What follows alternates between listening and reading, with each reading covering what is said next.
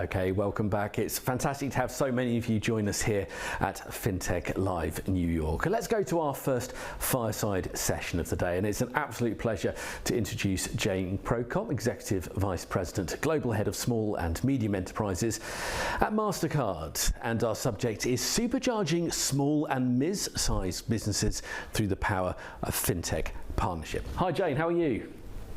Great. It's a pleasure to be here with you this morning. Absolutely. Thank you so much for joining us. And there's a lot for us to get through over the next 25 minutes or so. And one thing I can tell you for sure, anytime we bring in the subject of small and medium-sized businesses, it's always something we get a huge amount of engagement from because it touches so many people, whether they're working in startups, development, whether it's the technology side of things. It's always an area of huge interest. So I was delighted when I saw this on the agenda today.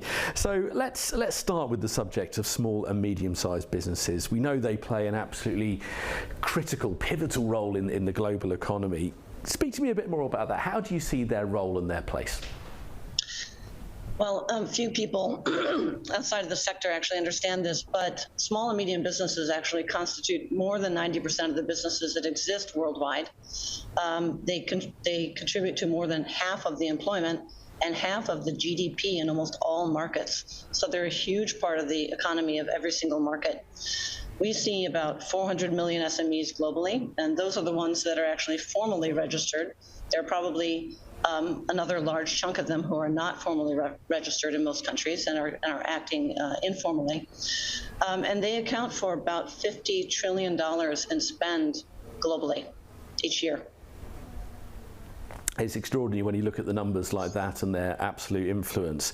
For you though, what are the biggest challenges that small businesses face today? And as well as that, the mid-market companies, the ones that sort of fall between the small business and large enterprise size, the ones that drop between the two, what are the biggest gaps you're seeing globally in meeting their needs? Yep. Well, small businesses face a wide range of barriers, I would say, to success. So the biggest one globally is access to credit, to capital. The World Bank has estimated there's an almost $6 trillion gap every year between what small businesses look to get in funding and what they actually get. Many of them are declined, approval rates are low, but many others who are approved get less than they asked for. So access to capital is something that I think we need to work on collaboratively between fintechs and banks. Another area is, I would say, cash flow management and operating efficiency. Small businesses' biggest constraint really is time and expertise. So typically there will be one or two founders, often wearing multiple hats. They're trying to be the CEO, the CFO, the chief marketing officer, chief sales, chief technology officer, and it's very tough to do. So their time is extremely precious, and they need tools that help them streamline really all of their operations and be able to address their needs holistically and seamlessly. So that's another major need. They're also very very vulnerable to cyber attacks. So we see that almost half the cyber attacks that occur each year are targeting SMEs, and that's because very often their systems are operated, they're using third-party consultants to manage their tech. Many of them have been driven online by the pandemic, and that's been good and bad. They have, acquired new capabilities. They're starting to do business across borders much more. They're doing much more business online rather than in brick and mortar locations. But at the same time, now their degree of vulnerability has been heightened. So it's probably less of a topic among small business owners. They're not as aware of it, but it's one that we know is quite critical to their long-term survival and resilience. Is that access to capital can also play a role, I suppose, in the access to the right technology they need. So it's potentially a vicious circle. But we better move on because we could talk about that. We could do a whole session on that, couldn't we? Give us your overview, though, on the fintech landscape for SMEs and their emerging role in servicing SMEs today. So fintechs have really, there's been a surge in the number of fintechs over the past 10 years who are dealing with small and medium businesses because they've seen the opportunity in serving that segment, which is relatively underserved by financial institutions. And they've come in really to serve a bunch of needs. E-commerce is a huge space that they have opened up for small and medium businesses. Automation of various tasks like e-invoicing is another area. They stepped in with regard to providing capital. So there are many private players who are providing capital now to small and medium businesses. And they've really managed to increase the ease of use, I would say. So to provide kind of a one-stop shopping experience with a great digital experience for small and medium businesses. And that's one of the things that these businesses value tremendously. In our recent research, 69% of small and medium businesses say it's absolutely critical to be able to have a seamless digital experience to use those tools. And just to return to the part of the title of this, supercharging small and mid-sized businesses, do you feel having that access to technology can actually help achieve that when you've got someone who's trying to, as you say, be the chief technology officer, the CEO, the CF, everything with a C they're trying to be? Do you feel that can help supercharge them by having the right tech in place? It absolutely can, and we've seen that in many circumstances. To give a couple of examples, we work very closely with a neobank in Europe that has set as its goal being able to really transform the payment experiences of small businesses in particular, so the way that they pay and get paid. And they've done this by doing a combined set of services, combined issuance of cards and acceptance of cards for SMEs, so that they're able to provide a service by which SMEs can accept cards as payment and then can immediately settle the funds onto a business card that they can use for their operational spending. And by doing that, they're able to offer really preferential, I would say, pricing and costing to the SMEs. So that service has served to digitize a lot of businesses that were using a lot of cash before, right? They're migrating from cash payments to digital payments. They're establishing a track record in doing so that can be used by lenders to then evaluate the performance and the growth prospects of the firm and offer them capital.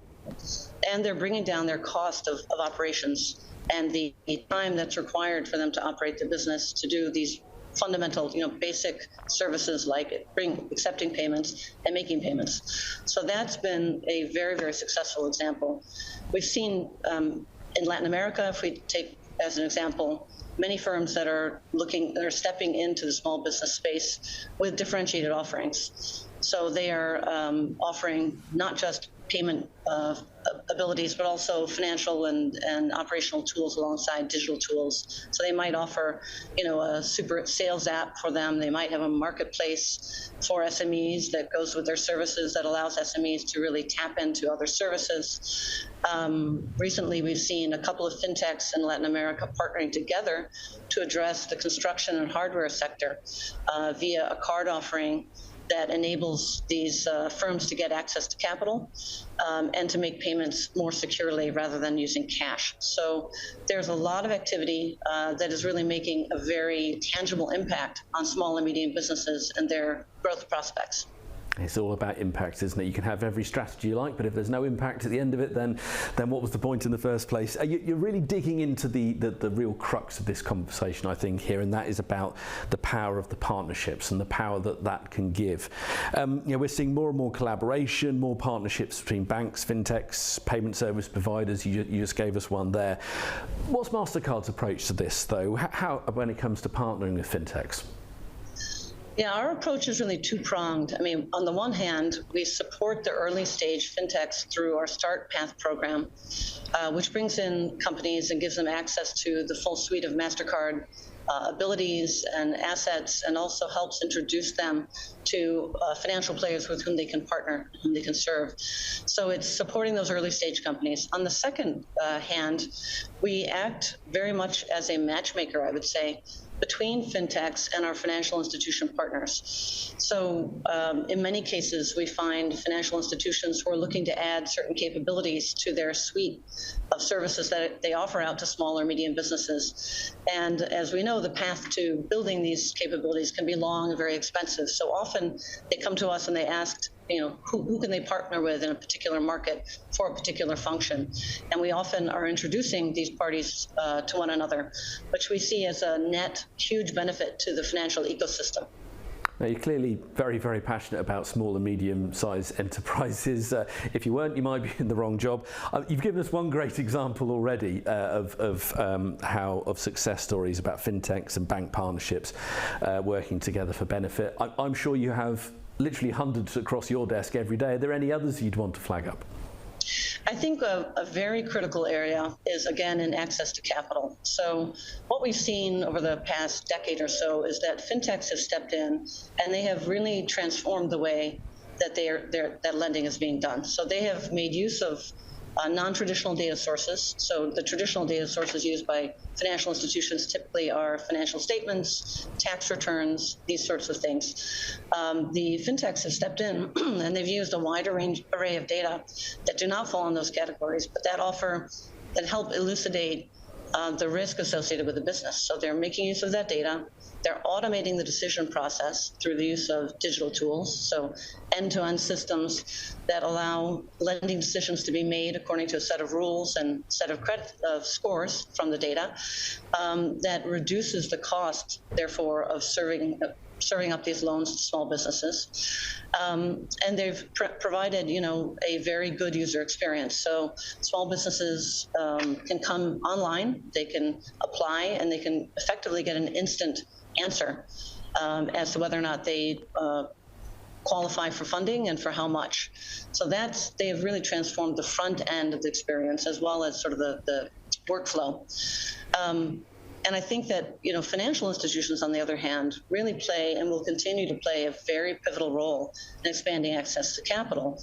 So marrying those front-end capabilities with banks' low cost of capital, their existing large SME customer bases in most markets, and their attention and familiarity with compliance and eliminating source of bias in lending, and their reputational stance, as well as I would say their scale across markets. It's really a match made in heaven. So for fintechs to work with financial institutions to open up access to capital, I think is one of the most promising areas that we see going forward.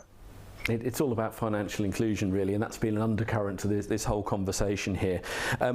We are coming up to time, but a couple more questions. How do you feel as payment leaders we can really advance that financial inclusion for SMEs, particularly in the fintech space as well? Yeah, I would think that for inclusion, it's really about making sure that the underserved portions of the population have the chance to play on a level playing field with larger enterprises. And so what that means is ensuring that they have digital tools they need, again, to reflect their operations and their finances. It's making sure that they can get access to capital. And those two things together, I think, could substantially change both the breadth of the participation of small businesses and their long-term longevity and resilience in surviving in a competitive world. So those are very, very critical. And, Mastercard tries to support all of our partners in extending those sorts of services to small businesses. And as you say, it's about support, it's also about advice, and it's that advice I'm going to ask you for now. We will have a large audience of small and medium-sized businesses to this. What advice would you give to anyone in that situation if they are wanting to, as you say in the title of this, really supercharge their business through the power of FinTech partnership? How would you advise they would do that? What would your advice be? If it's a small or medium business, I would say really get familiar with the offerings that are out there, because there's been such a proliferation of services, and we know that about almost half of small businesses globally have actually started using non-traditional providers. And they're, by and large, quite satisfied with the experience. So it's about getting familiar with the tools, adopting the tools, not being afraid to use those tools. And then, of course, working with their financial institutions to strengthen that relationship and let their needs be known to those institutions. And I want to mention, I think there's a segment that we haven't talked about too much, middle market. So I want to mention here that the middle market, which is largely those companies with about 50 to 300 employees, roughly. They are also underserved in the financial services market. So typically, they're not large enough to justify white glove treatment that's often given to corporates, but they're also not in the same position as the smaller businesses in that they need more kind of complex tools, because as they grow, the complexity of their operations and their finances goes up. So these firms are often facing challenges of insufficient credit limits. So they often are not really, getting the full consideration of the banks who are looking to lend to them. They often have cash flow that's very complex because they're using multiple banks to handle their finances, and they don't have a holistic view across all of that activity. And then, of course, they have similar needs of reconciliation and automated sort of operations because their financial operations and tasks are quite complex. So they need to streamline those, they need to automate those. And we've seen that only fewer than 20% of the banks that we've surveyed have those sorts of tools that allow for automated invoicing, for example, and reconciliation. So there's a whole set of challenges these firms are also facing. And, it's a very promising area for both financial institutions and fintechs to invest in to serve this fast-growing segment. Jane, thank you so much. You've been so generous with your insight and your experience there. Really enjoyed our conversation. Thanks so much for joining us here at FinTech Live New York. Thank you. It's been a pleasure.